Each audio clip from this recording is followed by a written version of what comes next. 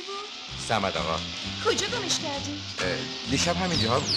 صمد آقا. صمد آقا. صمد آقا. عاده مولا ایوان یه نفر اینجاست. ما صمد آقا. صمد آقا شما اینجا چی کار میکنید؟ واسه ببینم بی تربیت فضول کجا بودی؟ ها؟ دیشبیه کجا گذاشتی منو رفتی؟ این صمد آقا که میگفتی اینه. این صمد آقای منه. ها؟ اینا چه پوشیده؟ اینا رو میگین؟ اینا رو خانوم برام خریدن. خانم کیه؟ ایشونن. این لیلای منه. منم یه لیلا برای خودم پیدا کردم. نگاه کن ماشاءالله.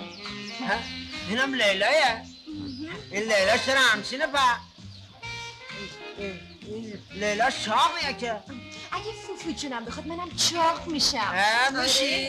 بشو اینا چه پوشیده؟ اینا رو در بیار